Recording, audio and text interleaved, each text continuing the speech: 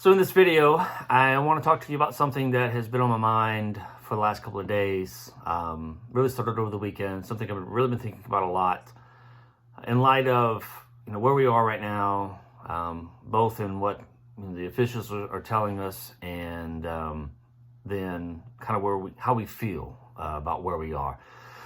I think people are tired, right? And what we're maybe tempted to do right now. So it started really over the weekend. I began to think about the idea of dying to myself, and maybe all the little deaths that have occurred, even within me, over the past several weeks. Quite frankly, I'm tired of dying to myself, but it's something I began to think about and seeing maybe in a different way. I realized how this whole process is really,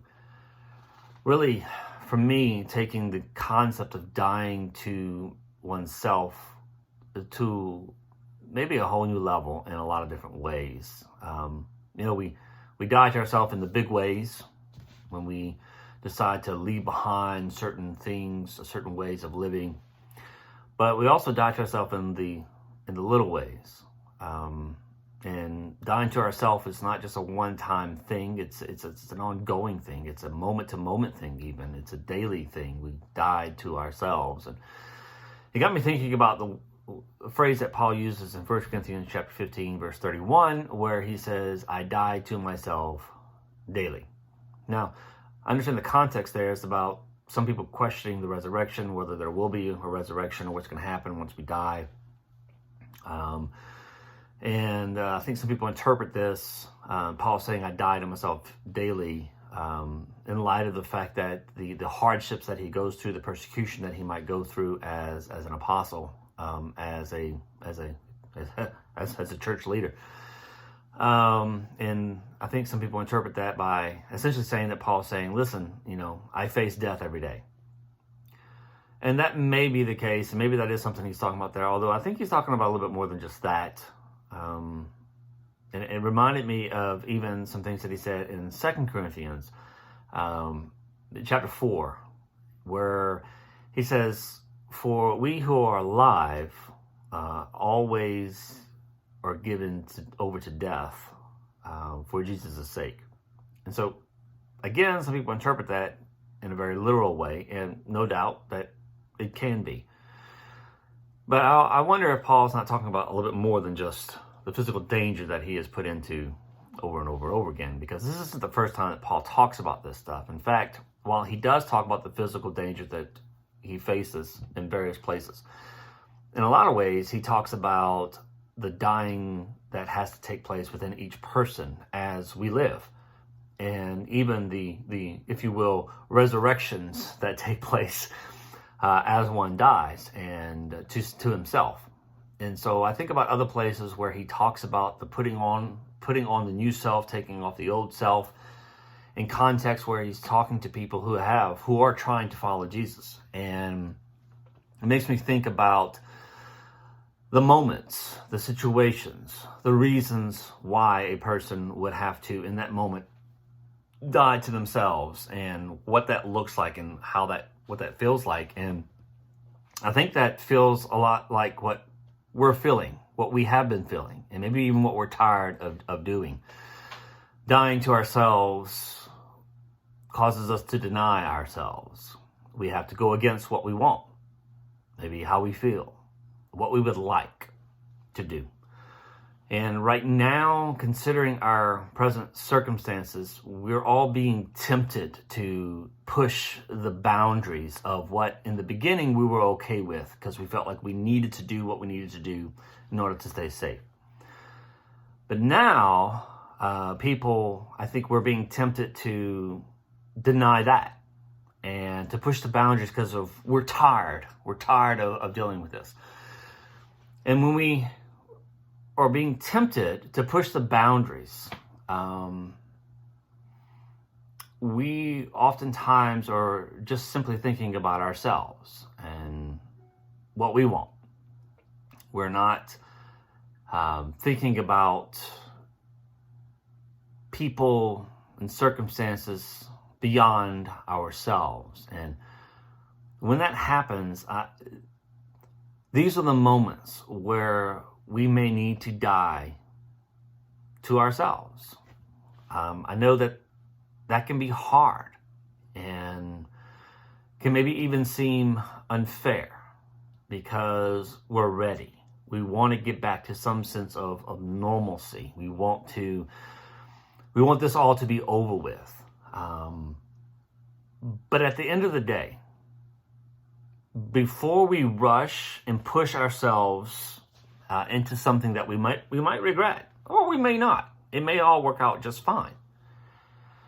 But before we do that, I challenge you to ask yourself, in these moments, what's the right thing to do, right? Like what's the right thing to do here? And I know that even when we ask that question and we try and answer that, we can very easily justify our answers. We can easily justify saying, well, this is the right thing to do because, and we can lie to ourselves. We can deceive ourselves. We can tell ourselves, right, that it's okay to do this. It's okay to act this way. It's okay to push this boundary. But when we ask that question and when we answer it, we need to answer it not just in light of ourselves and what we're feeling, but in light of the reality of the bigger picture, the reality of the situation. And so we're all going to be tempted to push for changes, push to do things maybe quicker than we need to because, we're trying to reopen the economy and we want to get back to some sense of normalcy because we're tired of this. Right? There's the whole quarantine fatigue thing. The county judge said, yeah, we're under the rule of, the governor, essentially. But he says it's up to each person to determine whether or not this is the right thing to do, right? Whatever decision you make, is it the safe thing to do? Is it the right thing to do? And that got me thinking about, that's right. And in light of us asking those questions, we have to answer those questions, not just for our own sake, not just in light of what we want, but in light of the people around us, in light of the bigger picture. And that got me thinking about the people we should be thinking about, the situations we need to be thinking about. And I get it, it's hard. It's a tough call to make. It's very difficult. And yeah, there's lots of answers that we can come up with, lots of justifications that we can come up with as to, what we need to be doing and what's okay to do in the coming days and weeks. But before you do any of that, I just simply want to challenge you to ask what's the right thing to do. Okay? And you ask what the right thing to do is, not just in light of yourself, but in light of the bigger picture, in light of other people. And because that's a part of dying to ourselves. And so when we ask that question, we just simply are asking it in light of wanting to do the next right thing. And so, yeah, just do the next right thing. And the next right thing, it might actually be, no, I need to die to myself on this one. So consider these words. The message I'm going to release on Sunday is going to talk a little bit more about this and really about our suffering and how we don't suffer well. We don't like to suffer. And maybe some things we can learn from Jesus in light of that. So be looking forward to that message, which is going to come on Sunday. I hope to maybe even share with you before then some updates with all these meetings that are happening right now. And I really look forward to the time that we can come together again, hopefully soon. But before we do that, we have to ask and answer the question, what's the next right thing to do in light of the bigger picture? So grace and peace, and I'll talk to you soon.